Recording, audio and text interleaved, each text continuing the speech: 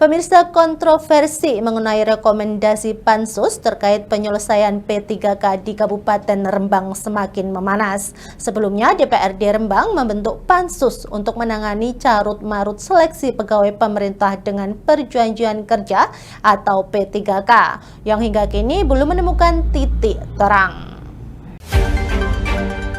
Saat ini baru terbentuk 30 desa tangguh bencana. Pasca pembentukan Pansus, 7 rekomendasi dikeluarkan, namun kritik dari masyarakat bermunculan, menilai rekomendasi itu belum menyentuh akar persoalan. Rekomendasi mencakup pelantikan peserta yang lolos, evaluasi kinerja P3K, hingga sanksi bagi pejabat yang lalai. Namun masyarakat menilai upaya ini masih jauh dari solusi yang efektif dan adil.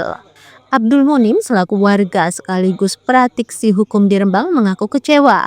Ia menilai fokus utama seharusnya pada sanksi atas pelanggaran rekrutmen, bukan menyerahkan semuanya ke bupati. Ia menyebut rekomendasi ini seperti bola liar yang tidak jelas arah penyelesaiannya. P3K yang dari 2 bulan yang lalu menjadi isu sentral masyarakat Rembang, melonjaknya peserta dan diduga ini melebihi dari kemampuan anggaran Kabupaten Rembang, sehingga ini dianggap sebuah proses yang tidak transparan karena antara kebutuhan dan penerimaan lebih jauh dari penerimaannya, sehingga isu tersebut dianggap mencederai dari masyarakat dan ini dianggap sebuah peristiwa yang carut marut. Telah membuat pansus terkait dengan isu itu, kami berharap DPRD sebagai lembaga yang mewakili kepentingan masyarakat, jadi DPRD ini kan sebagai kontrol eksekutif terkait dengan kebijakan-kebijakan eksekutif, kemudian dikontrol oleh legislatif.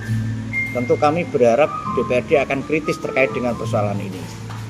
Namun dari hasil rekomendasi Pansus yang dilakukan oleh teman-teman anggota Dewan ini, menurut saya ada sesuatu yang aneh Mestinya kalau Pansus P3K itu yang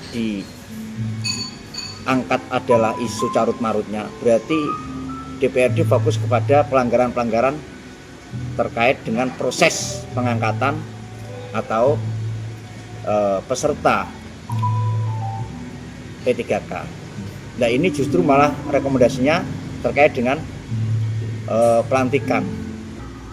Saya masih mempertimbangkan terkait dengan ini untuk melaporkan atau mengadukan Pansus kepada Dewan Badan Kehormatan DPR. Kalau memang di situ nanti ternyata ada kong kali kong antara peserta Pansus dengan OPD-OPD yang telah melangsungkan rekrutmen ini, nanti akan kita lihat.